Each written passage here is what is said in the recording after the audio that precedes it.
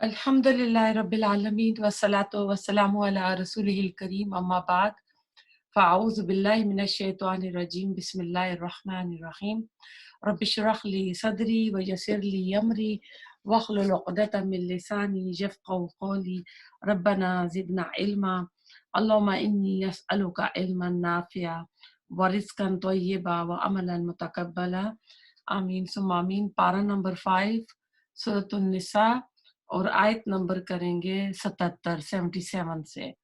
अलम क्या नहीं तरा आपने देखा इलल्लज़ीना तरफ उनके कीला कहा गया लहुम जिन्हें कुफ्फू रोके रखो एदियकुम अपने हाथों को व अकीमू और कायम करो अस्सलाता नमाज को व आतू और अदा करो अज़्ज़काह ज़कात को फलम्मा तो जब कुतिबा फर्ज किया गया अलैहिम उन पर अलकितालु जंग करना इज़ा जब फरीकुन एक ग्रोह के लोग मिनहुम इनमें से यक्षोना वो डर रहे थे अन्नासा लोगों से खशिया जैसा डरना अल्लाह अल्लाह से औ या अशद्दा ज्यादा शदीद खशिया डरना वकालू और उन्होंने कहा रब्बना ए हमारे रब लिमा क्यों कतबता फर्ज किया तूने अलई ना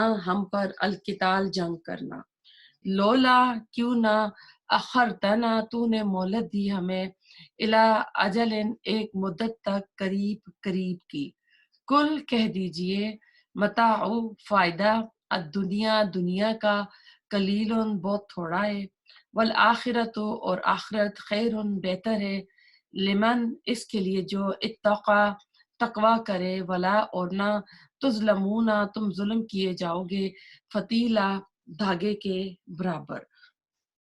बहुत ही अहम आयत है। इसमें हम देख रहे हैं कि मक्का में जब मुसलमान 13 साल मक्का में थे तो मुसलमानों पर कुरैश के हद से ज्यादा जुल्म सितम हो रहे थे और उनकी जुल्म सितम का जो निशाना बने थे सिर्फ गरीब गुलाम जो है साहबाए कराम मुसलमान नहीं थे बल्कि अजाज और मुअज़्ज़ज़ लोग जो थे वो भी उनका निशाना बना हुए थे। उन्होंने उनकी जो जिंदगी है वहां पर रहना तंग कर दिया था हत्ता कि रसूलुल्लाह सल्लल्लाहु अलैहि वसल्लम को इन लोगों के हाथों भी कई बार तकलीफें उठानी पड़ी। इस वक्त बाज जरूरतमंद जो मुसलमान थे खासकर अब्दुर्रहमान बिन औफ के बारे में आता है कि उन्होंने आपसे जंग चाही तो आपने फरमाया अभी मुझे जंग की इजाजत नहीं दी गई, लिहाजा तुम भी इन मुसीबतों को बर्दाश्त किए जाओ और अपनी तमाम तर तवज्जो नमाज के कायम करने और ज़कात की अदायगी पर सर्फ करो। अब देखें मक्का में नमाजें तो 5 तो मिराज के मौके पे मिली थी, तो ये सुबह शाम की 2 नमाजें थी और ज़कात भी जो है वो मदीना आके फर्ज हुई थी। तो अब ज़कात भी यहाँ पर नहीं है। तो इस कहते हैं कि अब्दुर्रहमान बिन औफ जो अव्वलून अल साबिकून और अशरा मुबशरा में से साबी हैं, उन्होंने जंग की इजाजत चाही थी। तो फिर इसने हजरत अब्बास रजी अल्लाह ताला अन्हो रिवायत करते हैं कि अब्दुर्रहमान बिन औफ रजी अल्लाह ताला अन्हो और उनके साथी मक्का में नबी सल्लल्लाहु अलैहि वसल्लम के पास आए और अल्लाह के रसूल से फरमाया कि हम इज्जत वाले थे जबकि हम मुशरिक थे, यानी शिरक करते थे, हमारी बड़ी शान और शौकत थी। फिर जब हम ईमान लाए तो जलील हो गए, यानी अब हमें तरह तरह की ये ताने देते हैं, तकलीफें देते हैं। तो आपने फरमाया मुझे दरगुजर करने का हुक्म दिया गया है, लिहाजा जंग ना करो। फिर जब अल्लाह ने हमें मदीना मुंतकिल कर दिया तो हमें जंग का हुक्म दिया गया और बाज लोग जंग से रुक गए तो अल्लाह ताला ने ये आयत नाज़िल फरमाई, यानी इस आयत की शान नज़ूल आपको बताई जा रही है। तो इसमें ये भी आप देखें कि पहली बात ये कि सूरत निसा जो है मदनी दौर में ग़ज़वा ओद और ग़ज़वा अज़ाब के दरमियानी अरसे में नाज़िल हुई थी और इस आयत के अल्फाज कीला लहुम कुफ्फू ऐदियकुम से वाज़ेह तौर मालूम होता है कि मक्की दौर में मुसलमानों को हाथ उठाने से रोक दिया गया था। हालांकि कुरान की मक्की सूरतों में ऐसा कोई हुक्म मौजूद नहीं मिलता। तो इसमें कहते हैं 2 ही सूरतें हैं कि रसूलुल्लाह सल्लल्लाहु अलैहि वसल्लम को जो वही खफी होती है उसमें आपको ये हुक्म मिला था कि इनसे हाथों को रोक कर रखे, या फिर रसूलुल्लाह सल्लल्लाहु अलैहि वसल्लम का अपना जाती इज्तिहादी फैसला था, क्योंकि नबी जो कोई اس طرح کا فیصلہ کرتے ہیں تو اس میں حکمت ہوتی ہے، اللہ تعالیٰ کی طرف سے ان کی پکڑ نہیں ہوتی ہے۔ پھر مکی دور میں ہاتھ نہ اٹھانے کے فائدے کیا تھے؟ 3 بڑے بڑے فائدے بتا دیتی ہوں کہ اگر مسلمان کم تعداد میں تھے، مکہ کے جو قریش تھے وہ یہ بہت بڑی تعداد میں تھے، بڑے بڑے لیڈرز تھے، سردار تھے، تو اس میں یہ تھا کہ یہ تعداد میں کم تھے، قوت میں بھی کم تھے، تو وہ جو اس کے مقابلے پر جو ان کے دشمن تھے وہ تعداد میں بھی زیادہ تھے اور قوت بھی ان کے پاس زیادہ تھی۔ پھر اس میں دوسری جو حکمت عملی تھی، جو فائدے تھے کہ مسلمانوں کے اندر صبر اور برداشت پیدا ہو، کیونکہ جب انسان صبر اور برداشت پیدا ہوتی ہے تو اس کے اندر اور اس کے حوصلے بلند ہوتے ہیں، اور پھر اس وجہ سے رسول صلی اللہ علیہ وسلم کی اطاعت، اللہ تعالیٰ کے حکموں پر جو عمل ہوتا ہے وہ آسانی سے ہوتا ہے۔ تیسرا اس کا فائدہ یہ ہونا تھا کہ جو غیر جانبدار لوگ ہیں، جو مسلمانوں کو تکلیفیں نہیں پہنچا رہے ہیں، تو ان کے دلوں میں ان کے لیے ہمدردیاں پیدا ہوں گی۔ جب دیکھیں گے کہ یہ کیا ہے، ایک لا الہ الا اللہ تو کہہ رہے ہیں نا، ایک نبی کو فالو کر رہے ہیں، تو اس کے نتیجے میں ان کو ان کے اوپر ظلم و ستم کیے جا رہے ہیں۔ تو جب وہی نازل ہوئی تھی تو اس وقت حضرت خدیجہ، جن کی عمر اس وقت رضی اللہ تعالیٰ عنہا جو تھیں یہ 55 سال کی تھیں، آپ کے غلام زید بن حارثہ جو تھے، وہ اصل میں کیا کہتے ہیں، زید بن حارثہ جو تھے یہ ایمان لائے تھے، اور پھر آزاد میں بچوں میں جو ہے ابو طالب کے بیٹے جو تھے حضرت علی ایمان لائے تھے، یہ رسول اللہ صلی اللہ علیہ وسلم کے زیر کفالت تھے۔ تو اس وقت ان کی عمر کہہ رہے ہیں کہ شاید 8 یا 10 سال ہوگی۔ اولاد میں بھی آپ کی اولاد میں سے آپ کی بڑی بیٹی زینب تھی، آپ کے بیٹے قاسم جو بعد میں جن کی وفات ہو گئی تھی، آپ کی بیٹی رقیہ تھی، تو حضرت فاطمہ جو تھیں یہ رقیہ جو تھیں یہ آئی تھنک یہ 6-7 برس کی تھیں، بعد میں ان کا نکاح حضرت عثمان غنی سے ہوا تھا۔ تو جب مدینہ میں مسلمانوں کو بدر میں فتح ملی تھی تو ام کلثوم جو تھی نا، اسی دن انہوں نے وفات پائی، تو پھر ام کلثوم جو تھی ان کی نکاح میں گئی تھی۔ پھر آپ کی چھوٹی بیٹی فاطمہ تھی جن کی عمر صرف اس وقت 1 سال کی تھی، تو جب وہ 15 برس کی ہوئی تھی تو مدینہ جا کے ان کا نکاح حضرت علی سے ہوا تھا۔ اولون السابقون میں ابو بکر صدیق تھے۔ کئی بار آپ کو بتایا کہ رسول اللہ صلی اللہ علیہ وسلم نے فرمایا، میں نے جس کے آگے بھی اس دین کو پیش کیا، کسی نہ کسی نے کچھ نہ کچھ تردد کیا، لیکن ابو بکر صدیق نے بغیر کوئی حجت بازی کے وہ میرے اوپر ایمان لے آئے تھے۔ پھر انہی کی کوششوں سے اثر و رسوخ سے عثمان بن عفان، عبد الرحمن بن عوف، سعد بن ابی وقاص، طلحہ، یہ سب جو ہے ایمان لائے تھے۔ پھر اس میں جو ظلم و ستم جس فیملی پہ زیادہ ہو رہا تھا یہ آل یاسر کی فیملی تھی، ان کی والدہ سمیہ اور ان کے والد یاسر۔ تو یہ جو تھے یہ لوگ ابو جہل کے قبیلہ بنو خزیم کے غلام تھے، اور جو حضرت بلال تھے وہ امیہ بن خلف کے غلام تھے۔ تو پھر آپ نے سفارش کی تھی تو ابو بکر صدیق نے حضرت بلال کو آزاد کیا تھا، حباب بن ارد کو، اور بھی اس میں آتے ہیں۔ پھر جو خفیہ تبلیغ کے 3 سال تھے، تو ان 3 سال جو تھے مسلمانوں کی تعداد جو تھی 40 تک پہنچ گئی تھی، تو یہ چھپ چھپا کر دارالارقم کو انہوں نے مرکز بنایا ہوا تھا، وہاں پر یہ عبادت کیا کرتے تھے۔ تو اسی میں ہم دیکھتے ہیں کہ جب اعلان جب ہوا، اللہ تعالیٰ کا حکم ہوا کہ انذر عشیرتک الاقربین، اپنے قریبی رشتہ داروں کو آپ ڈراؤ، تو پھر آپ نے سب کو اکٹھا کیا تھا قبائل کو، اور ایک پہاڑی پر گئے تھے۔ تو جب آپ نے کہا تھا تو اس کے اوپر جب ابو لہب نے کہا تھا کہ نا کہ نعوذ باللہ آپ کے ہاتھ ٹوٹے، اس کے لیے آپ نے ہمیں بلایا، تو پھر ان کے لیے قرآن میں پوری سورۃ لہب نازل ہو گئی تھی۔ تو ایسا تھا کہ اب ابو جال جو تھا یہ آل یاسر پر خوب ظلم و ستم ڈھا رہا تھا، امیہ بن خلف جو تھا یہ حضرت بلال رضی اللہ تعالیٰ عنہ کو ان کو وادیوں میں گھسیٹتے اور ان کا بدن زخمی ہو جاتا، ان کے گلے میں رسی ڈالتے، جیسے جانوروں کے گلے میں ڈال دی جاتی نا، ایسے ان کو کھینچتے تھے۔ تو چل چلاتی دھوپ میں ان کو اس میں وہ ٹاٹ جو ہوتی بوری میں بند کر کے تو ان کو سینے پر بھاری پتھر رکھ دیتے تھے۔ تو لیکن یہ عہد کہہ کر پکارتے تھے۔ تو ایک دن ایسے ہی ان کو اذیتیں دی جا رہی تھی، تو رسول اللہ صلی اللہ علیہ وسلم کا ادھر سے گزر ہوا، تو آپ نے حضرت بلال رضی اللہ تعالیٰ عنہ سے کو دیکھا، تو آپ نے حضرت ابو بکر صدیق سے کہا کہ حضرت بلال کو اس مصیبت سے نجات دلائیں۔ تو پھر ابو بکر صدیق نے امیہ بن خلف کو حضرت بلال کی منہ مانگی قیمت ادا کر کے خریدا اور پھر آزاد کر دیا، اپنے لیے بھی نہیں رکھا تھا۔ تو اس نے کہہ رہے ہیں قیمت 1 کلو سے زائد چاندی اس نے کہی تھی۔ پھر جب لڑائی ہوئی تھی بدر کی تو اس میں یہ خلف امیہ بن خلف جو اس کا بہت ظلم و ستم کرتا تھا حضرت بلال پہ، تو عبد الرحمن بن عوف کہتے ہیں کہ میں نے دیکھا کہ پھر انہوں نے اس کو اس دن مار دیا تھا، یعنی قتل کر دیا تھا، حضرت بلال نے اپنا بدلہ لے لیا تھا۔ تو حباب بن ارد پر بڑا ظلم ہوا، اگر اس طرح کہنے حضرت زنیرہ تھیں، فوئرہ بن مالک تھے، یعنی بہت سارے غلام تھے جو ابو بکر صدیق کے والد ابو جو قحافہ کہتے تھے کہ تم اپنا پیسہ کیوں غریب کمزور لوگوں پہ لگا رہے ہو، طاقتور تم لوگوں کو آزاد کراؤ، کیونکہ غلام جب آزاد کیے جاتے تھے تو ان سے اپنے کام بھی کروائے جاتے تھے۔ تو ابو بکر صدیق رضی اللہ تعالیٰ عنہ نے کہا تھا کہ مجھے آخرت میں اللہ تعالیٰ سے اجر چاہیے۔ پھر ایسا تھا کہ جب حضرت عمر رضی اللہ تعالیٰ عنہ اسلام لے آئے تھے، انہوں نے تو اعلان کیا تھا، سیدھا ابو جہل کے گھر چلے گئے تھے، لیکن ان کے گھر کا بھی انہوں نے نا گھیراؤ کر لیا تھا، محاصرہ کر لیا تھا۔ یعنی جو بھی اسلام لایا نا، چاہے آزاد تھا چاہے غلام تھا، ظلم و ستم کے ان کے نشانے بن رہے تھے۔ ابو ذر غفاری کا تو آپ نے سیرہ کی کلاس میں سنا ہوگا کہ کس طرح وہ آ کے کلمہ شہادت پڑھتے تھے حرم میں کعبہ کے پاس، تو کس طرح یہ مکہ کے مشرکین ان کو مار مار کے اتنا مارتے تھے بے ہوش ہو جاتے تھے۔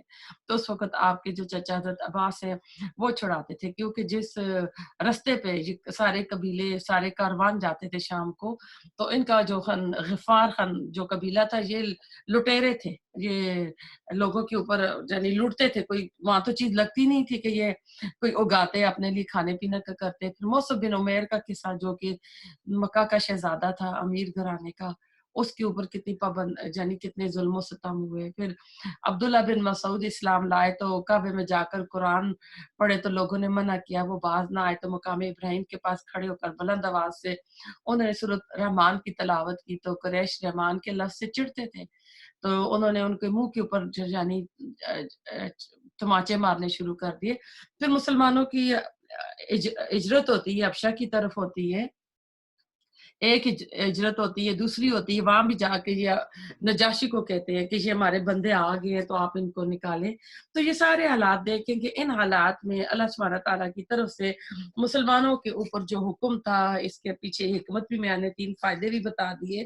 تو کاف فا کف کا ہوتا ہے ہتھیلی کو رو کر رکھنا، جنگ اور جہاد کی بجائے آپ کیا کرو، کن چیزوں پر؟ 2 چیزوں پر نظر رکھو۔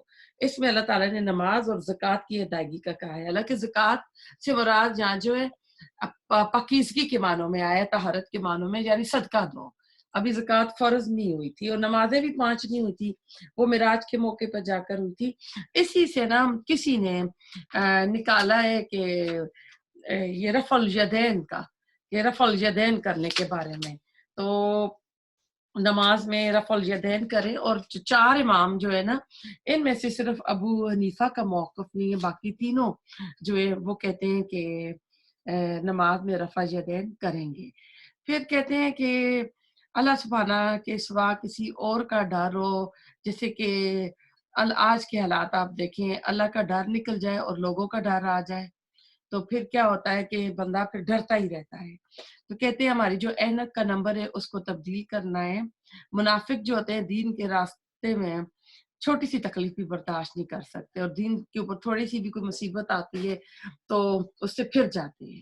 تو ایک جو اللہ سے ڈرنا ہوتا ہے نا، کہتے ہیں یہ بھی خاص ہے، اللہ تعالیٰ کی عزت تعظیم سے ڈرنا اور نیکی کے کام اللہ تعالیٰ کی رضا کے لیے کرنا۔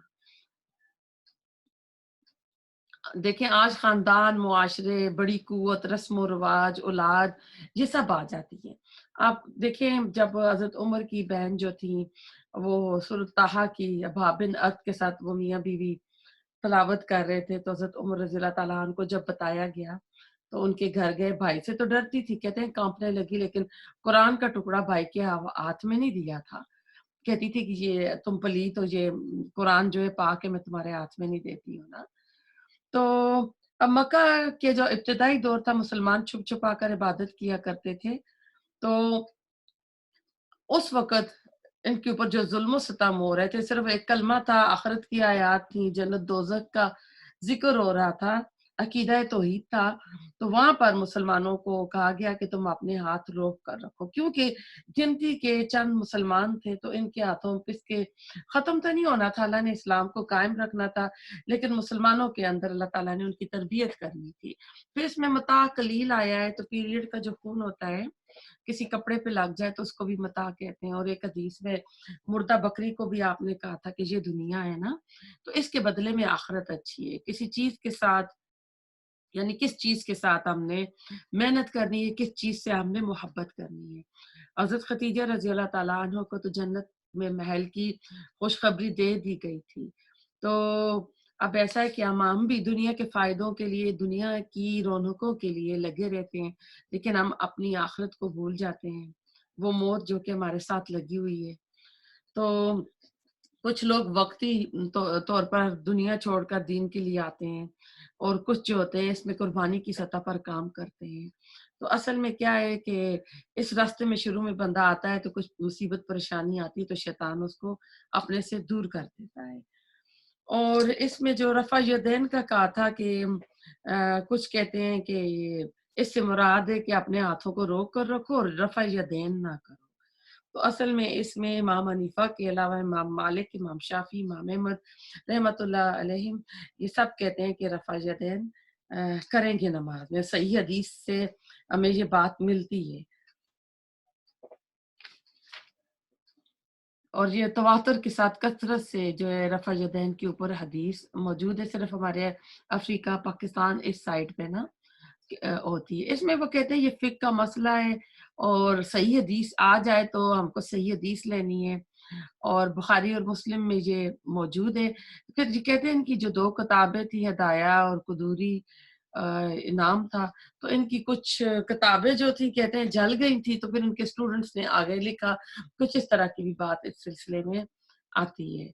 تو اب ایسا ہے کہ اس میں ہم دیکھتے ہیں کہ ہمارے لیے، یعنی اس میں ہمارے لیے سبق کیا ہوگا نا، اس میں اللہ تعالیٰ نے ایک لفظ یوز کیا تھا، وَلَا تُظْلَمُونَ فَتِیلًا، دھاگے کے برابر۔ یہ فتیلہ جو ہوتا ہے کھجور کے اوپر جو ہم کھجور کھاتے ہیں تو ایک دھاگے کی طرح سفید لکیر سیدھا ہوتا ہے نا، وہ ہوتا ہے۔ تو ہم کو گناہ سے بچنا ہے، نیکی کرنا ہے، پھر نیکی بھی خالی نیکی جو ہے کام نہیں آئے گی جب تک ہم بری عادتوں کو نہیں چھوڑیں گے۔ اگر میں نیک بن جاؤں، غیبت کرتی رہوں، جھوٹ بولتی رہوں، دو لوگوں کو لڑاتی رہوں، تو وہ بات نہیں بنے گی۔ وہ بالکل ایسے ہی ہوگا کہ کوئی اچھی تو غذا کھا رہا ہے لیکن احتیاط نہیں کر رہا ہے، یا کوئی ڈائٹنگ کر رہا ہے لیکن ساتھ میں جنک فوڈ بھی کھا رہا ہے، کم کھا رہا ہے، لیکن پھر ہم نے فوڈ بھی ہیلتھی فوڈ کھانے ہیں۔ تو کسی چیز کی حقارت اور کمی کو بتانے کے لیے عربی میں 3 لفظ قرآن میں اللہ نے یوز کیے۔ کھجور کی گٹھلی کے لیے ایک لفظ آیا ہے نقیر، ایک آیا ہے فتیل، اور ایک آیا ہے کتمیر۔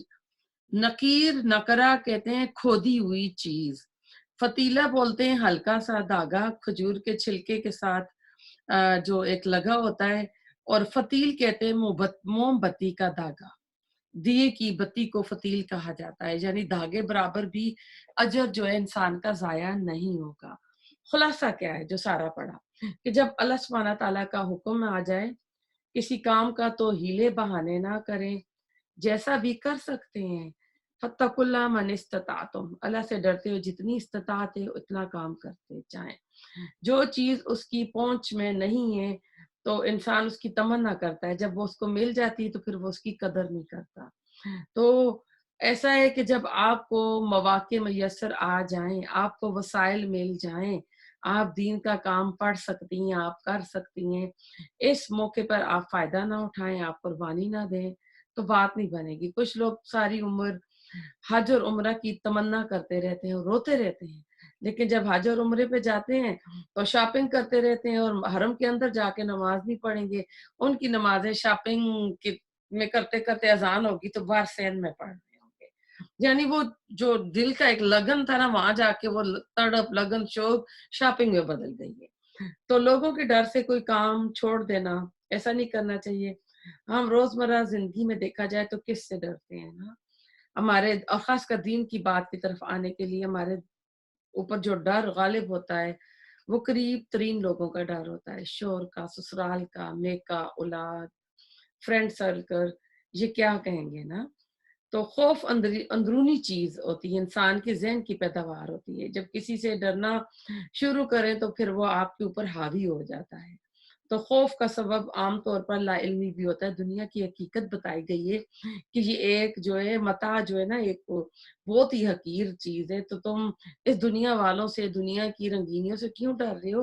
آخرت تو مشکی کی چیز ہے، پھر دنیا کا نقصان کا ڈر نہیں رہتا، دنیا پھر انسان کو قیمتی نہیں لگتی، پھر انسان کو موت سے بھی ڈر نہیں لگتا۔ تو دنیا جو ہے یہ عمر کے لحاظ سے، مدت کے لحاظ سے، چیزوں کی کوالٹی کے لحاظ سے دنیا فانی ہے، اس نے ختم ہونا ہے، سائز کے لحاظ سے، کوالٹی کے لحاظ سے، وسعت کے لحاظ سے، وسائل کے لحاظ سے، یعنی آپ جو چیز بھی لے آئے نا دنیا اور آخرت کے مقابلے میں، دنیا حقیر ہے، دنیا فنا ہے، کل من علیہ فان وجب کا وجہ ربک ذو الجلال والاکرام۔ تو انسان کو اس حقیقت کو سمجھنا ہے، جب ہم اس حقیقت کو سمجھ لیں گے نا تو پھر بات جو ہے نا بنے گی۔ آیت نمبر 78، اینما جہاں کہیں تکونو تم ہوگے، یدرککم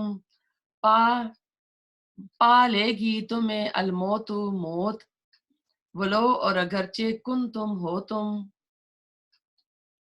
فی بروجن قلعوں میں مشیدہ مضبوط، و ان اور اگر تصبہم پہنچتی ہے انہیں حسنتن کوئی بلائی، یقولو وہ کہتے ہیں حاضی ہی یہ، اب یہ سیئتن دیکھیں تا مربوطہ کے ساتھ آئی ہے تو حاضی اس کے ساتھ جو ہے آپ دیکھ رہے ہیں کہ جو صیغہ آیا ہے یہ مونس کا آیا ہے، من عند اللہ اللہ کی طرف سے، و ان اور اگر تو صبحم پہنچتی ہے انہیں سیئتن کوئی برائی، یقولو وہ کہتے ہیں حاضی ہی یہ من عندک آپ کی طرف سے، عندک کاف کا ضمیر جو ہے رسول اللہ صلی اللہ علیہ وسلم کی طرف آئی ہے، کل کہہ دیجئے، رسول اللہ علیہ وسلم کو کہا جا رہا ہے کہ آپ کہہ دیں کلن سب کچھ من عند اللہ اللہ کی طرف سے ہے،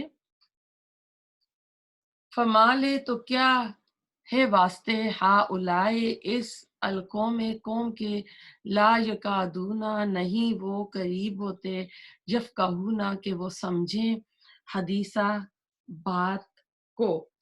اس سے پتہ چل رہا ہے اس آیت سے کہ موت کا ایک وقت اللہ تعالیٰ نے مقرر کر رکھا ہے، وہ موت جو ہے اپنے وقت پر ہی آئے گی، وہ نہ آگے ہو سکتی ہے نہ پیچھے ہو سکتی ہے۔ آپ دیکھتے ہیں نا کئی بار کسی ماں نے خواب دیکھا ہوتا ہے تو بیٹے نے صبح ٹریول کرنا ہوتا ہے تو بیٹے کا کلاک جو ہے رات کو جا کے آف کر آتی ہے کہ یہ صبح اٹھے گا نہیں، اس کی فلائٹ ہے، نہیں جائے گا، تو بیٹا بیڈ پہ ہی مرا ہوا مل جاتا ہے۔ تو اور پھر ہم کئی بار ایسا ہوتا ہے کہ کوئی کسی ایکسیڈنٹ کسی چیز میں کسی کی موت واقع ہو جاتی تو ہم کہتے ہیں کہ کاش فون آ جاتا، تو ہمارے کاش سے تو کچھ نہیں، اللہ نے جو اس کی تقدیر لکھی ہوئی ہے، وقت مقرر تھا، وہ تو ہو کر رہنا تھا۔ تو یہ کہتے ہیں موت اس دنیا کی ایک اٹل حقیقت ہے، اس دنیا کا سب سے بڑا جو سچ ہے یہ موت ہے، جس کا ہر مسلمان کو سامنا کرنا پڑے گا، اور آج تک کوئی مائی کا لال پیدا نہیں ہوا ہے جس نے موت کا انکار کیا ہو، کوئی سپر پاور انکار نہیں کر سکتی، جس نے خدا کا انکار کیا، ایتھیسٹ لوگ جو ہیں وہ بھی موت کو مانتے ہیں کہ موت ہوگی، تو اللہ تعالیٰ کہتے ہیں موت تمہیں پا لے گی تم جہاں بھی ہوں گے، سمندر میں، پہاڑوں میں، کسی دوسرے سیارے پر۔ بروج برج کی جمع ہے، بارا جیم روٹ ورڈ ہے، نمایاں چیز، بادبانی کشتی جو ہوتی ہے اس کو بارجہ بولتے تھے، اور اس میں آیا ہے جو مضبوط بروج جو نمایاں نظر آئیں، مضبوط قلعے، مضبوط بلند عمارتیں، اور مشیدہ پکی، سیمنٹ سے پکی اینٹوں کی بنی ہوئی۔ بروج کا ایک دوسرا معنی آسمان کے برج بھی ہیں، اللہ کہہ رہے ہیں خواہ تم دنیا کے برجوں میں ہو یا آسمان کے برجوں میں۔ تو آپ دیکھیں آسمان میں، چوتھے آسمان پر کس کی روح قبض ہوئی تھی؟ حضرت ادریس علیہ السلام کی، کہ انہیں بتایا گیا تھا کہ ان کے ہر دن کی نیکیاں اتنی بڑھ رہی ہیں، تو وہ موت کے فرشتے کے پاس چلے گئے تھے پتہ کرنے کی عمر کتنی، کچھ اندازہ کرنا چاہ رہے تھے کہ مجھے پتہ چلے کہ میں کتنی نیکیاں کر سکوں گا تب تک. تو جب چوتھے آسمان پہ پہنچے تو اللہ سبحانہ تعالیٰ نے ملک الموت کو حکم دیا کہ میرا بندہ وہاں آ رہا ہے، اس کی روح قبض کرنی ہے. اور ملک الموت جو ہے وہ حیران ہے کہ میں تو نیچے زمین پہ جاتا ہوں روح قبض کرنے کے لیے، تو آج چوتھے آسمان پہ کس کی کرنی ہے. اور جب رسول اللہ صلی اللہ علیہ وسلم معراج کے موقع پہ گئے تھے تو آپ کی ان سے ملاقات ہوئی تھی. تو عبد المنافقین کہتے ہیں کہ جب انہیں نعمت ملتی ہے تو یہ اللہ تعالیٰ کی طرف سے دراصل اپنے اسلام کے اظہار کو کہتے تھے کہ ہم اللہ کو مانتے ہیں. حالانکہ محاورتاً محاورہ جو بولا جاتا ہے تکیہ کلام بول چال میں جو ہوتا تھا، اگر انہیں کوئی مصیبت آتی تھی ہر وہ چیز جو بری لگے اس کو وہ مصیبت کا ذریعہ قرار دیتے تھے اور اس کو وہ منسوب کرتے تھے کہ یہ محمد صلی اللہ علیہ وسلم یہ تیری طرف سے آئی ہے. تو کیوں ایسا کرتے تھے؟ تاکہ رسول اللہ صلی اللہ علیہ وسلم کو بدنام کریں، کہ لوگ آپ کے خلاف ہو جائیں، آپ کی قدر و قیمت کم ہو جائے اور آپ کے اوپر ایمان لانا چھوڑ دیں. تو مصیبت کو رسول اللہ صلی اللہ علیہ وسلم کی طرف یہ منافق لوگ جو تھے یہ منسوب کیا کرتے تھے اور یہ الزام دیتے تھے کہ یہ رسول اللہ علیہ وسلم کی جو غلط تدبیر کا نتیجہ ہے، ان کی جو تھی کوتاہی کا نتیجہ ہے. تو یہ ہر لحاظ سے اپنے آپ کو بری ذمہ سمجھتے تھے. تو اس میں اللہ تعالیٰ نے ان کا جو وہ کہتے تھے اس کی جو اللہ تعالیٰ نے اس کے اوپر روشنی ڈالی ہے. سورۃ البقرہ میں بھی ہم نے پڑھا تھا کہ منافقین کی دو صفات ہیں تکرار کے ساتھ، ما یشرون لا یشرون لا یعلمون، کہ یہ بالکل نہ سمجھ ہیں، دین کی سمجھ ان کے اندر نہیں ہے. تو قرآن کی آیت کہتی ہے کہ اللہ جس سے بلائی کا ارادہ کرتا ہے اسے اللہ تعالیٰ دین کی سمجھ دے دیتا ہے. سر یہ قرآن کی نہیں، یہ حدیث کا مفہوم ہے. تو اس کے دل میں اللہ تعالیٰ کی باتیں اترنے لگتی ہیں. پھر اس میں شگون کی بھی بات ہے کہ نبی صلی اللہ علیہ وسلم کو نعوذ باللہ کہہ رہے ہیں کہ منعوس ہیں اور ان کی طرف سے یہ ساری چیزیں آ رہی ہیں، جیسے کہ سورہ یاسین میں وہ جو 3 نبی آئے تھے، رسول آئے تھے انہیں ڈرانے کے لیے، تو ان کو کہتے تھے کہ ہم تو تمہیں اپنے لیے منحوس سمجھتے ہیں، اگر تم باز نہ آئے تو ہم تمہیں سنسار کر دیں گے. تو انہوں نے ان کو پھر واقعی مار دیا تھا. پھر وہ ایک شخص جو آیا، حبیب کا ذکر آتا ہے. موسیٰ علیہ السلام کے ساتھ بھی یہی معاملہ ہوا. نوح علیہ السلام کو بھی بڑا حقیر سمجھتے تھے. تو ایسا ہر دور میں ہر نبی کے ساتھ ہوتا آیا ہے. اور رسول اللہ صلی اللہ علیہ وسلم رحمت العالمین بنا کر بھیجے گئے، ان کے اوپر یہ ایسا گھٹیا الزام لگا رہے تھے. اور یہ اصل میں دیکھا جائے تو جس بندے کے بارے میں کہا جائے نا تو اس کے لیے کتنی دکھ کی بات ہوتی ہے، غمگین کرنے والی بات ہوتی ہے. اس لیے اللہ کہہ رہے ہیں کہ اللہ آپ کہہ دیں، کل آیا ہے نا، کل من عند اللہ، کہ اے رسول صلی اللہ علیہ وسلم آپ کہہ دیں سب کچھ اللہ تعالیٰ کی طرف سے ہے، آپ اپنے دل کے اوپر ان کا غم نہ کھائیں. یہ منافق تو ایسی چالیں چلتے رہیں گے، آپ کے خلاف اس طرح کی باتیں کرتے رہیں گے، آپ ان کی باتوں میں نہ آئیں. تو یہ لا یکادون یفقہون حدیثا، کہ یہ بات نہیں سمجھتے، وہی جو لا یعلمون لا یشعرون جو ہم نے پہلے سپارے میں پڑھا تھا. تو اب ایسا ہے کہ کسی بندے کے ساتھ بھی کوئی نیک شگون برا شگون نہیں ہوتا ہے، جو کچھ بھی ہوتا ہے اللہ سبحانہ تعالیٰ کی طرف سے ہوتا ہے. ایسا جو بھی ہے یہ تقدیر کے جو ہوتے ہیں نا فیصلے ہوتے ہیں. اگلی آیت میں اسی چیز کو اللہ تعالیٰ اور مزید بیان فرما رہے ہیں. آیت نمبر ہم 79 پہ ہیں. ماں جو بھی اصابہ کا پہنچتی ہے تجھ کو من حسنتن کوئی بھلائی فمن اللہ تو اللہ کی طرف سے ہے. وما اور جو بھی اصابہ کا پہنچتی ہے تجھ کو من سیئتن کوئی برائی فمن نفسک تو تمہارے نفس کی طرف سے ہے.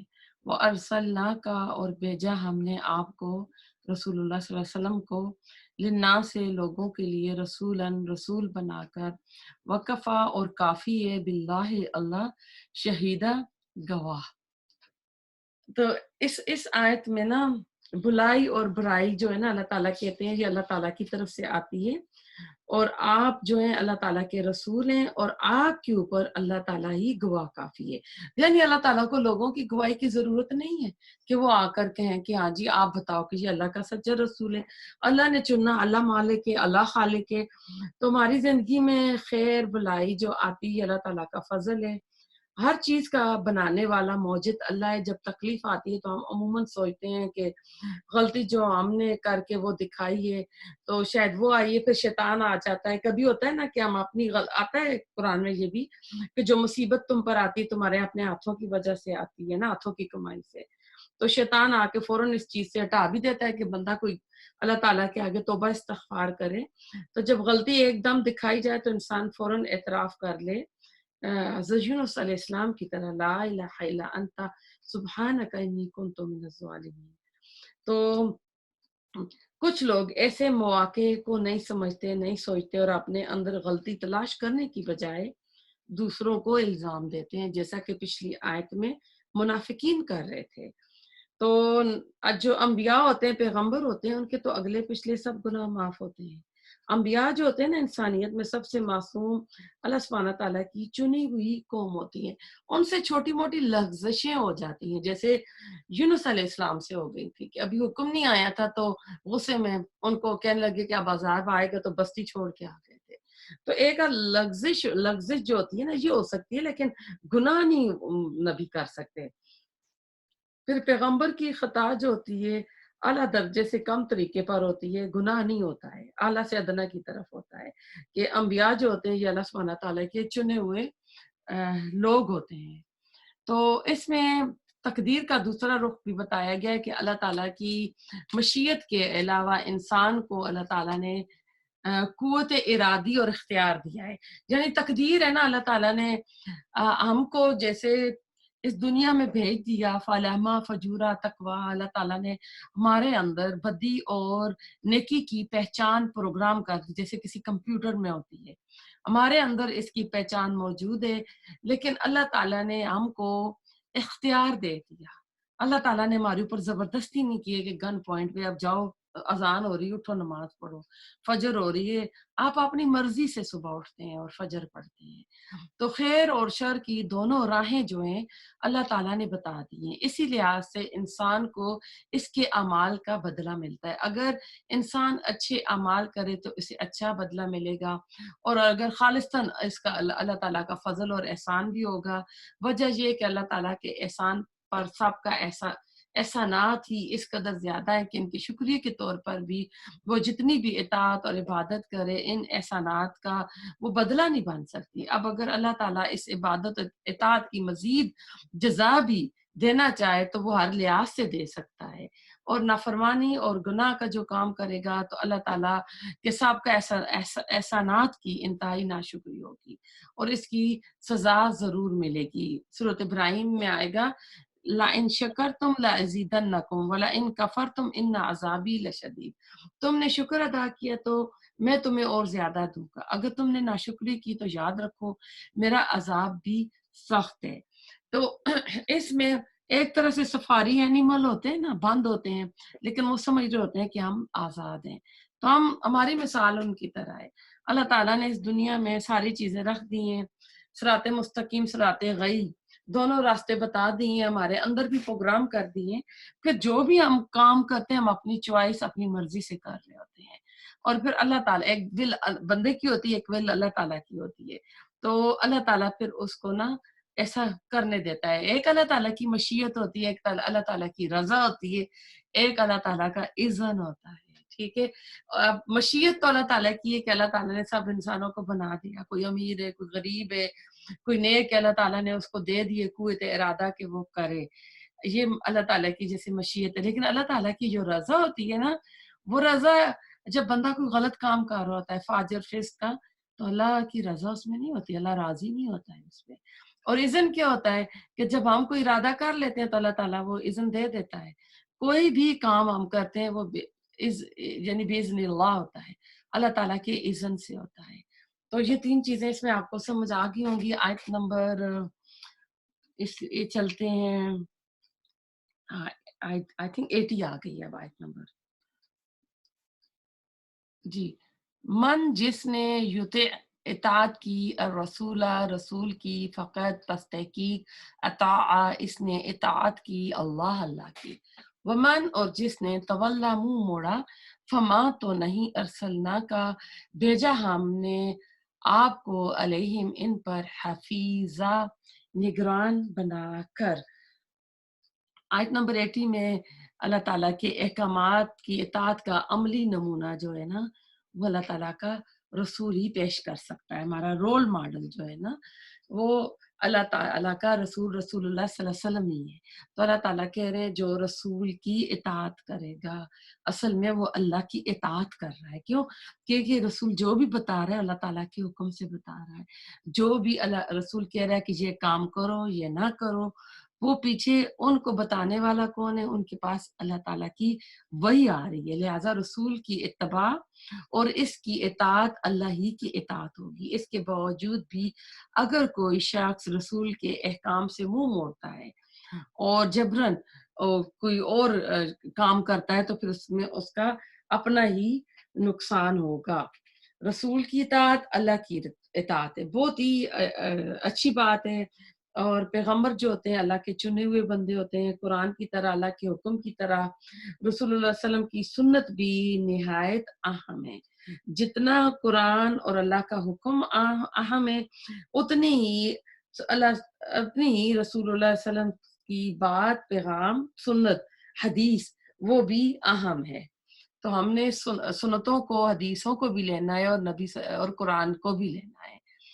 वयकूलूना, और वो कहते हैं, ताअतुन, इताअत करेंगे, फ़इज़ा, फिर जब, बरज़ू, वो निकलते हैं, मिन इंदिका, आपके पास से, बय्यता, रात को मशवरा करता है, ताइफतुन, एक ग्रोह, मिनहुम, इनमें से, गैरा, अलावा, अल्लज़ी, इसके, जो तकूल, आप कहते हैं, वल्लाहु, और अल्लाह, यक्तुबु, लिख रहा है, माँ, जो युबय्यतूना, वो रातों को मशवरे करते हैं, फ़आरिद, बस एराद कीजिए, अनहुम, इनसे, वतवक्कल, और भरोसा कीजिए, अलल्लाहि, अल्लाह पर, वकफ़ा, और काफ़ी है, बिल्लाहि, अल्लाह, वकीला, कार साज।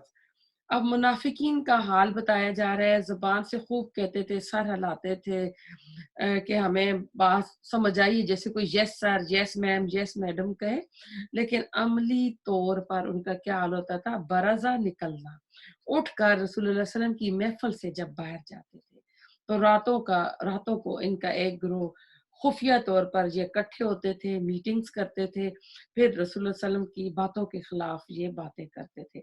तो कुल वाहिद मुखातिब आया है, मोहम्मद मुराद सल्लल्लाहु अलैहि वसल्लम है, कि आपकी बातों के खिलाफ ये प्लान बनाते थे।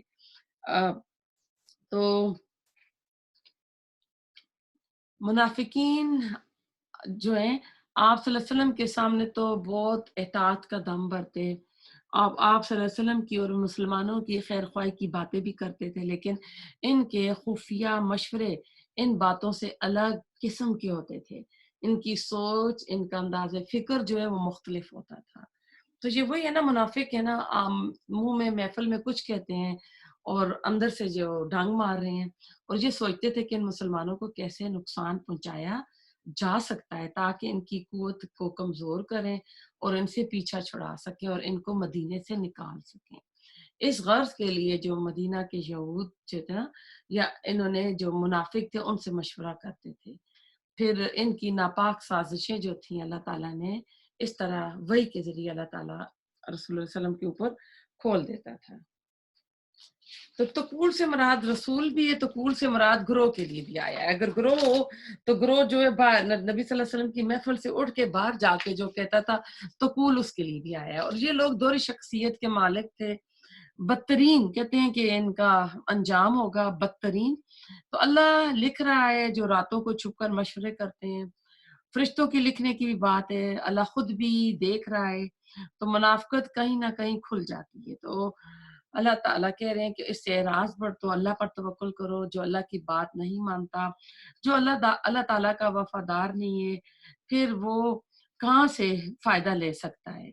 कहाँ से अपनी इस्लाह कर सकता है? तो जो अल्लाह पर तवक्कुल करेगा तो उसको अल्लाह काफ़िया हो जाएगा। सूरत आल इमरान में तो पढ़ा था, वतवक्कल वतवक अ, नहीं, वो आया है, वइज़ा अज़म्ता फतवक्कल अल्लाह, कि जब इरादा कर लो तो अल्लाह के ऊपर तवक्कुल करो। आयत नंबर 82, अफ़ला, क्या भला नहीं, यतदब्बरूना, وہ تدبر کرتے القرآن قرآن میں، ولو اور اگر کانا ہوتا وہ من عند پاس سے غیر اللہ اللہ کے سوا یا غیر اللہ سے، لوجدو البتہ وہ پاتے فیہ اس میں اختلافاً اختلاف کثیرہ بہت زیادہ۔ تو اللہ تعالیٰ کہہ رہے ہیں کہ یہ قرآن کے اوپر غور و فکر کیوں نہیں کرتے؟ دا بارہ تدبر، پشت کی پیچھا پچھلا جو ہوتا ہے نا پشت، اس کو کہتے ہیں، یعنی غور و فکر میں اس گہرائی تک جانا، نتائج پر غور کرنا، انجام کو سوچنا، تو یہاں کس چیز کی تہ تک پہنچنا ہے۔ سورۃ المحمد کی آیت نمبر 24 میں بھی آیا ہے، کیا یہ لوگ قرآن میں غور و فکر نہیں کریں گے؟ کیا ان کے دلوں پر تالے پڑ چکے ہیں؟ قرآن جو ہے فعلان کے وزن پر آیا ہے، یہ مصدر ہے شکران، اور یا مفعول کے وزن پر۔ قرآن کو قرآن کیوں کہا؟ چند اس کے اگر آپ کے پاس بک ہو قرآن کے علوم القرآن یا چند مباحث قرآن میں، تو اس میں ڈیٹیل سے لکھا گیا ہے۔ تو قرآن کا لفظ قرآن میں 60 بار 60 ٹائم آیا ہے۔ اصل قرآن ہی ہے، اور قرآن کہتے ہیں قرآ بھی کہتے ہیں نا، قاف را حمزہ، قرات بھی اسی سے، سب سے زیادہ پڑھا جانے والا، خالصتاً عربی زبان کا لفظ ہے، مفعول کے معنی پر ہے تو بار بار پڑھا جانے والا۔ کسی اور کتاب کو یہ شرف حاصل نہیں ہے ہوا کہ کوئی اس کو اس طرح پڑھے، جیسے ہم نے نہیں سنا کہ کوئی تورات کا حافظ ہے، انجیل کا حافظ ہے۔ تو دنیا کے ہر خطے میں آپ کو ملینز آف قرآن کے حفاظ مل جائیں گے۔ اور نام بھی ہے قرآن کے، فرقان ہے، موعظہ نصیحت ہے، تنزیل ہے، خدا ہے، بشرا ہے۔ تو قرآن کی جو تعارف ہے نا، تو وہ قرآن کا یعنی قرآن نام اس سے بہت زیادہ پڑھا جانے والا۔ تو اللہ سبحانہ تعالیٰ دلیل دے رہے ہیں کہ یہ کتاب اللہ تعالیٰ کی طرف سے، اگر کسی اور کی طرف سے ہوتی تو اس میں بہت سارے اختلافات ہوتے، اسلوب میں بھی، زبان میں بھی۔ اور یہ 23 سال میں نازل ہوا، اگر ہم 10 سالہ پہلا لکھا ہوا قرآن رکھیں اور وہ رکھیں تو قرآن میں یعنی آپ کو کوئی اس طرح کی چیز نظر نہیں آئے گی۔ ابھی جو برمنگھم کی یونیورسٹی میں بہت پرانا قرآن ملا ہے، سورۃ طٰہٰ کی اور سورۃ مریم کی آیات ہیں اس میں، تو بالکل وہ آج کا بھی جو قرآن ہے اس میں کوئی چینجمنٹ نہیں آئی ہے۔ ہاں اس پہ اعراب نقطے آپ کو نہیں نظر آئیں گے، اس وقت کا عثمان غنی کے دور کا لکھا ہوا ہے یا کب کا نا۔ تو اب ایسا ہے، زندگی گزارنے کے اصول ہوتے ہیں، ایک ظاہری اصول ہوتا ہے اور ایک ہوتا ہے باطنی ہوتا ہے۔ تو اب ایسا ہے کہ ہم نا دین کے لیے تحقیق کریں، پتہ لگائیں، دیکھیں۔ جس طرح آپ کسی ڈاکٹر کے پاس جاتے ہیں تو آپ دیکھتے ہیں، اس کے ریویوز پڑھتے ہیں۔ آپ کسی یعنی جو ٹرینڈ نہ ہو، کوئی نیا ہو یا جس کے بارے میں پتہ ہو کہ مریضوں نے کہا، تو آپ اس کے پاس نہیں جاتے ہیں۔ تو جز کو دیکھ کر کل پر نہ کریں، اور کہتے ہیں وہ غلط فہمی بدگمانی جو آتی ہے نا، وہ 4 وجوہات پر آتی ہے۔ جیسے جو قرآن میں اگر اختلاف کوئی پائے گا تو کہتے ہیں علم کی کمی ہوگی، اس کے فہم کی کمی ہوگی، اس کی نیت خراب ہوگی، یا اس کی طلب کی کمی ہوگی، ورنہ یہ قرآن تمام غلطیوں سے پاک ہے۔ اللہ تعالیٰ نے خود کہا ہے اِنَّا نَحْنُ نَزَّلْنَا ذکر و اِنَّا لَهُ لَحَافِظُونَ، کہ بے شک ہم ہی نے اس کو نازل کیا اور ہم ہی اس کی حفاظت کرنے والے ہیں۔ پھر اس قرآن کے اوپر تدبر کرنے میں آیا ہے کہ ہم نا خوب نیچے گہرائی تک جائیں اور دیکھیں کہ یہ اس قرآن میں اللہ تعالیٰ نے کیا کیا بیان فرمایا۔ اور قرآن کے اوپر جتنی بھی تفاسیر لکھی گئی ہیں آج تک، ہر کوئی سمجھے سمندر سے موتی ہیرے نکال کر لایا ہے، لیکن تفسیر قرآن کی مکمل نہیں ہوئی ہے۔ جوں جوں سائنس ترقی کرتی جا رہی ہے، قرآن کے عجائبات جو ہیں مزید کھل کر سامنے آ رہے ہیں، کیونکہ اللہ تعالیٰ نے ہر نبی کو کوئی نہ کوئی معجزہ دیا تھا۔ رسول اللہ صلی اللہ علیہ وسلم کا معجزہ جو تھا یہ قرآن ہے، تو یہ قیامت تک رہے گا۔ تو اس کی جو خوبیاں ہیں، اس کا جو اسلوب ہے، اس کے اوپر غور و فکر آپ کرتے رہیں۔ آیت نمبر 83، وَإِذَا اور جب جاءہم آتا ہے ان کے پاس امرن کوئی معاملہ من الامن امن میں سے اول خوف یا خوف میں سے اذاعوا وہ پھیلا دیتے ہیں بھی اسے ولو اور اگر ردو وہ لوٹاتے اسے الی الرسول رسول کی طرف و الی اور طرف اول الامر جو اول الامر نیکی کا حکم دینے والے ہوتے ہیں جو بھی کسی کے اوپر بڑے ہوتے ہیں منہم ان میں سے لعلمہ البتہ جان لیتے اسے الذین وہ جو یستنبتونہ نکال لاتے ہیں نتیجہ اس کا منہم ان میں سے ولولا اور اگر نہ ہوتا فضل اللہ کا علیکم تم پر ورحمتہ اور رحمت اس کی لتبعتم البتہ پیروی کرتے تم شیطان کی الا مگر کلیلہ تھوڑے سے. تو اس میں جو آیا ہے نا یستنبتون نون باتا کنویں سے پانی نکالنا گہرائی میں جا کر نتیجہ نکالنا کہتے ہیں یہ علماء کا کام ہوتا ہے.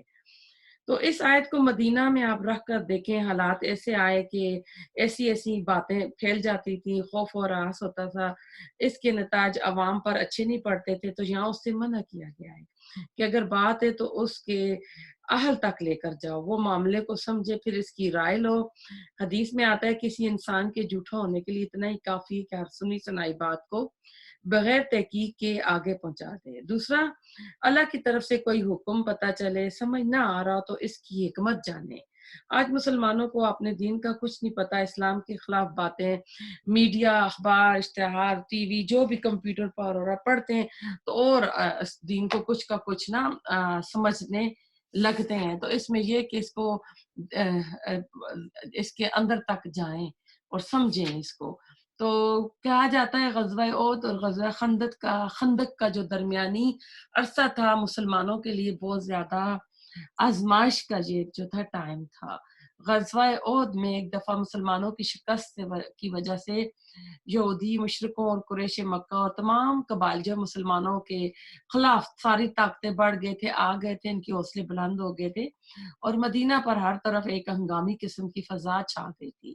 اس صورتحال سے اسلام دشمن لوگ خوب فائدہ اٹھاتے اور کبھی تو مسلمانوں کو کہتے دہشت زدہ بنانے کے لیے ایسی افواہیں پھیلا دیتے کہ فلاں مقام پر مسلمانوں کے خلاف بڑا بھاری لشکر جمع ہو چکا ہے عنقریب وہ مدینے پر حملہ کرنے والا ہے. اور کبھی ایسا ہوتا کہ خطرے کی واقعہ موجود ہوتی لیکن غلط بیانی اور افواہوں کے بعد مسلمانوں کو غافل رکھا جاتا کہ بے خبری پر آئیں اور ان کے اوپر حملہ کرتے.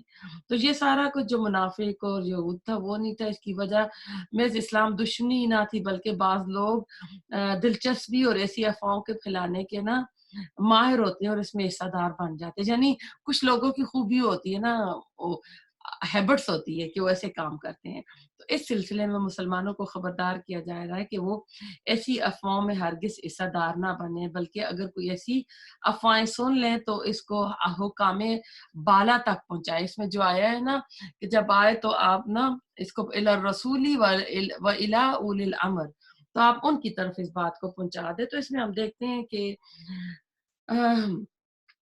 عمر رضی اللہ اس آیت کا شان نزول بالکل الگ بیان فرماتے ہیں. وہ کہتے ہیں کہ لوگ مسجد نبوی کے سین میں بیٹھے باتیں کر رہے تھے. رسول اللہ علیہ وسلم نے اپنی بیویوں کو طلاق دے دی اور جب میں نے خود رسول اللہ علیہ وسلم کے پاس جا کر اس کی تحقیق کی تو آپ نے بتایا آپ نے طلاق نہیں دی. تو اس کے اوپر یہ آیت نازل ہوئی تھی. تو پھر آپ نے فرمایا کسی آدمی کے جھوٹا ہونے کے لیے یہی دلیل کافی ہے کہ وہ سنائی بات کو آگے بیان کر دے. یہ مسلم کی حدیث تھی. یعنی اگر اللہ تعالیٰ تمہیں ایسی ہدایات وقت پر نہ دیتا تو تم افواہوں کی رو میں بہہ جاتے اور اپنی دینی اور دنیاوی دونوں لحاظ سے نقصان اٹھاتے. تو اس سے معلوم ہوا کہ افواہوں کی تحقیق کیے بغیر انہیں آگے بیان کر دینا شیطان کی اطاعت ہے جس طرح سے پھر بہت سے فتنے جو ہے نا آگے آ سکتے ہیں. آیت نمبر 84 फ़क़ातिल तो जंग कीजिए फ़ी सबीलिल्लाह, अल्लाह के रास्ते में। ला तुकल्लफ़ू, नहीं आप मुकल्लफ़ बनाए गए, इल्ला मगर नफ्स का, अपनी जान के। वहर्रिद, और उभारिए, अलमोमिनीना, मोमिनों को। असा, उम्मीद है, अल्लाह अल्लाह, अन के युकुफ़ा, वो रोक दे, बअसा जंग, अल्लज़ीना, इनकी जिन्होंने कफ़रू कुफ़्र किया, वल्लाहु, और अल्लाह, अशद्दु, ज़्यादा सख्त है, बअसन, ताकत में, व अशद्दु, और ज़्यादा सख्त है, तनकीला, इबरतनाक सजा देने में। यानी अगर आप हर वक्त अल्लाह की राह में लड़ने को तैयार रहेंगे और मुसलमानों को भी तरगीब देते रहेंगे, तो मुसलमान यकीनन आपके साथ मिलकर जिहाद पर रेडी रहेंगे, जिसका असर ये होगा कि दुश्मन आपकी हरकत और सकनात देखकर खुद ही लड़ाई के इरादे से रुक जाएगा। वैसे भी आपको पता है कि मुसलमानों मोमिनों का एक अलग ही रौब और दबदबा होता है, वो ना भी लड़े, सिर्फ मुंह से एक बात कह दें तो जो कुफर होता है ना, नॉन इस्लाम, उसकी हवा निकल जाती है। तो कह रहे अगर ऐसा ना हुआ और उन्होंने हमले की ठान ली, तो अल्लाह इनसे निपटने पर कादर है, उन्हें खूब सजा दे सकता है, जैसा कि जंग खंदक में हुआ था। इतनी तूफान चल पड़ा था, उनकी हांडियां उबल गई, उनके जानवर जो थे वो रस्सियां तोड़ाकर भाग गए थे, और ये इतने जो पूरे सारे कबाइल मिलके, हज़ाब भी कहते हैं ना, हज़ब के ग्रोह दर ग्रोह आए थे। तो फिर क्या हुआ था कि मुसलमानों का कुछ भी नहीं कर सके थे। तो ये उसकी तरफ यहाँ पे इशारा किया है कि तुम मुकाबले के लिए उठो अल्लाह की राह में, तो अल्लाह तुम्हारी मदद करेगा, और कुफ्र का जोर अल्लाह तोड़ेगा। ईमान वालों की मदद तब भी आती है जब वो खुद जंग के लिए उठेंगे। इसमें पहला कदम हमने उठाना है। अल्लाह हमारी पहले देखेगा कोशिश, फिर अल्लाह ताला मदद फरमाएगा। आयत नंबर 85, मन, जो कोई यशफा, सिफारत, सिफारिश करेगा, शफाअतन, सिफारिश, हसनतन, अच्छी, यकुन, होगा, लहू, उसके लिए, नसीबुन, एक हिस्सा, मिनहा, इसमें से, वमन, और जो कोई यशफा, शिफा, सिफारिश करेगा, शफाअतन, सिफारिश, सय्यतन, सय्यतन, बुरी, यकुन, होगा, लहू, इसके लिए, किफलुन, एक हिस्सा, मिनहा, वकान अल्लाह, और है अल्लाह, अला कुल्ले, ऊपर हर शैन, चीज के, मुक़ीता, निगरान। तो अच्छी सिफारिश जो करेगा तो उसको यानी अच्छी अल्लाह ताला की तरफ से उसके लिए खुशखबरी है। तो ये रब्त है मजमून का। अच्छी अच्छी सिफारिश से मुराद ये है कि जो शख्स मुसलमानों को जिहाद की तरगीब देगा, नेक, अब जिहाद में और नेक काम आता है। आपको पता है कि कुरान में लड़ने के लिए अल्लाह के रास्ते में किताल का लफ्ज इस्तेमाल किया गया है। जिहाद जो बहुत इसमें डेप्थ है। हर कोशिश जो भी आप जिसके लिए करते हैं, औरत का जो हज है वो जिहाद में आता है। तो इसकी जो भी तरगीब देगा, और जो मुनाफिक उसला शिकनी करते हैं सूरत में, इनका भी हिस्सा है। यानी जो ऐसी अफवाहें उड़ाते हैं मुसलमानों को करने के लिए, सिफारिश कराने वाले का अजर। मूसा अशरी रज़ी अल्लाह ताला अन्हु से रवायत है, रसूलुल्लाह सल्लल्लाहु अलैहि वसल्लम के पास कोई साहिल आया, आपसे किसी चीज का सवाल किया जाता, आप साहबा से फरमाते कि तुम सिफारिश करो, इसका तुम्हें सवाब मिलेगा, और अल्लाह जो चाहता है नबी की जुबान से जारी करा देता है। ये मुस्लिम की हदीस थी। तो यानी जो भी कोई नेकी का काम हो तो उसका साथ देना चाहिए कि आपका अजर उन उस नेक नेक जो सिफारिश है, शिफात है, उसमें लिखा जाएगा। जिस तरह हज़रत इब्राहीम अलैहिस्सलाम को आग में डाला गया था, तो एक चिड़िया जो एक परिंदा अपनी चोंच में पानी लेके आग को बुझा रही थी, तो उससे पूछा गया तो उसने कहा था कि मेरा जो है ना नाम आग बुझाने वालों में लिखा जाएगा।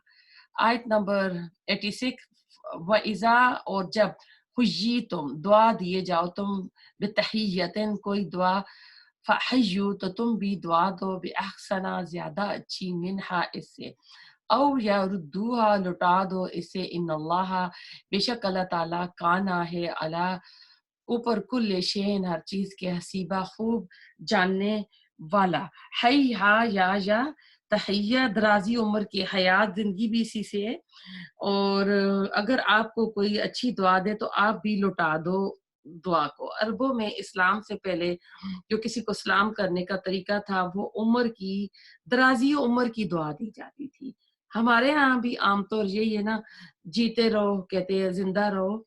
तो इस्लाम ने बेहतरीन चीज सिखाई जो कि सलामती की दुआ है। अब किसी को हम लंबी उम्र की दुआ देंगे ना, तो अब लंबी उम्र कोई पाले और उसके साथ बीमारियां आ जाएं, आफियत ना हो, परेशानियां आ जाएं, तो सलामती में हर चीज आ जाती है।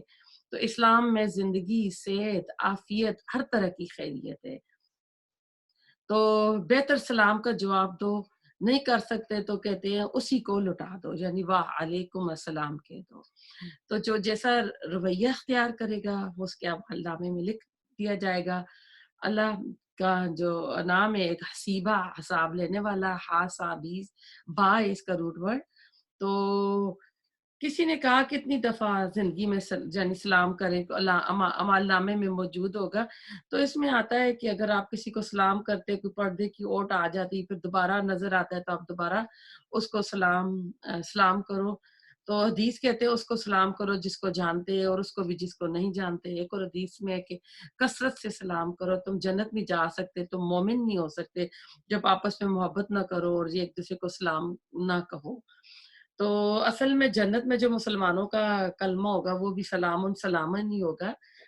تو اس میں ہم دیکھتے ہیں بہت ساری احادیث ہیں کہ ایک آدمی آیا، اس نے کہا السلام علیکم، آپ نے فرمایا 10 نیکیاں ہیں اس کے لیے۔ پھر ایک اور آدمی آیا، اس نے کہا السلام علیکم ورحمۃ اللہ، تو آپ نے فرمایا 20 نیکیاں ہیں اس کے لیے۔ ایک اور آیا تو اس نے کہا السلام علیکم ورحمۃ اللہ وبرکاتہ، تو آپ نے فرمایا اس کے لیے 30 نیکیاں ہیں۔ یہ ترمذی کی حدیث تھی۔ تو آپ نے فرمایا جب کوئی اپنے بھائی سے ملے تو اسے سلام کرے، اگر دونوں کے درمیان کوئی درخت اوٹ آ جائے تو پھر سلام کرے۔ پھر آپ نے فرمایا چھوٹا بڑے کو سلام کرے، چلنے والا بیٹھے کو سلام کرے، تھوڑے آدمی جو ہے زیادہ کو کریں، سوال پیدل چلنے والوں کو سلام کرے، چلنے والا کھڑے کو سلام کرے۔ یہ بخاری کی حدیث تھی۔ حضرت عائشہ فرماتی ہیں چند یہودی آپ کے پاس آئے، انہوں نے السلام علیک کہا کہ تجھے موت آئے۔ تو میں سمجھ گئی کہ وہ کیا کہہ رہے ہیں، تو میں نے کہا علیکم سام و لعنہ، تو آپ نے فرمایا ٹھہرو عائشہ، اللہ ہر کام میں نرمی کو پسند کرتا ہے۔ میں نے جواب دیا یا رسول اللہ آپ نے سنا نہیں وہ کیا کہہ رہے ہیں؟ تو آپ صلی اللہ علیہ وسلم نے فرمایا میں نے وعلیکم کہہ دیا ہے۔ یہ بخاری کی حدیث تھی۔ آپ نے فرمایا لوگوں میں سے اللہ سے زیادہ قریب جو ان میں سب سے پہلے سلام کرتا ہے۔ یہ ابو داؤد کی حدیث تھی۔ آپ نے فرمایا جب کوئی مجلس میں آئے سلام کہے اور جب جانے لگے تو سلام کہے۔ یہ دونوں سلام یعنی ایک ہی جیسے ضروری ہیں۔ یہ بھی ابو داؤد کی حدیث تھی۔ تو اس میں ایک اور حدیث جو ہے، پہلے کہا جاتا تھا کوئی نان مسلم آپ کو سلام کہے تو آپ وعلیکم السلام نہ کہیں، لیکن میرے خیال سے ابن عمر کے راوی ہیں اس حدیث کے، اگر آپ کو کوئی نان مسلم بھی سلام دے گا السلام علیکم تو آپ بھی اس کو وعلیکم السلام کہہ سکتے ہیں۔ آج کی آخری آیت، اللہ اللہ لا نہیں الہ کوئی الہ الا ہوا مگر وہی، لیجمعنکم البتہ وہ ضرور جمع کرے گا تمہیں الہ یوم طرف دن القیامت قیامت کے، لا ریبا نہیں کوئی شک فیہ اس میں، ومن اور کون استقو زیادہ سچا ہے، من اللہ اللہ سے بڑھ کر، حدیثہ بات میں۔ تو آیت نمبر ہم اس پہ ہیں 87 آیت پہ ہیں کہ وہ سچی بات، یعنی قیامت آ کر رہے گی اس دن تمام قسم کے لوگ جو بھی منافقین ہیں، مشرکین ہیں، مسلمان ہیں، سب اللہ کے حضور اکٹھے کیے جائیں گے۔ ان سب کا پورا پورا محاسبہ ہوگا۔ جو بھی انسان کے جو اسلام کے جو دشمن تھے، اسلام کو نقصان دینے کے لیے جو کچھ کرتے رہے، تو اللہ تعالیٰ قیامت کے دن اولین آخرین سب کو اکٹھا کرے گا، اور اس دن کے آنے میں کوئی شک نہیں، آخرت آ کر رہے گی۔ اللہ سے زیادہ سچی بات کس کی ہو سکتی ہے؟ یعنی اللہ تعالیٰ ہی عبادت کے لائق ہے، اور اللہ ہی کے سامنے ہم نے جمع ہونا ہے، اللہ ہی کو ہم نے حساب کتاب دینا ہے، اللہ سب کو اکٹھا کرے گا۔ تو سلام کے بعد یہ آیت کیوں آئی؟ یہ کیا مناسبت رکھتی ہے؟ جب بھی کوئی اہم حکم آتا ہے تو اس کو آخرت کے ساتھ جوڑ دیا جاتا ہے، اس کو ایمان کے ساتھ جوڑ دیا جاتا ہے۔ سلام میں کہا کہ اس میں نا کہ اللہ تعالیٰ کا نام آیا حسیبہ کہ وہ حساب لے گا، تو وہ کب حساب لے گا؟ تو پھر اس آیت میں آ گیا کہ قیامت کے دن اللہ تعالیٰ ضرور حساب لے گا۔ جب تک انسان کے دل میں آخرت کا خوف نہیں ہے تو دل صاف نہیں ہو سکتا۔ خوف ہے اللہ کا، آخرت کا، تو پھر وہ تعلقات بھی درست رکھے گا، انصاف کرے گا، تو پھر معاشرے میں کیا ہوگا؟ امن و امان ہوگا۔ اللہ تعالیٰ قبول فرمائے آپ سب کا یہاں بیٹھنا، پڑھنا، پڑھانا، سب کے گھروں میں رحمت برکتیں اللہ تعالیٰ نازل فرمائے۔ جس نے دعا کے لیے کہا سب کی دعاؤں کو اللہ تعالیٰ قبول فرمائے۔ ربنا تقبل منا انک انت السمیع العلیم وتب علینا انک انت التواب الرحیم۔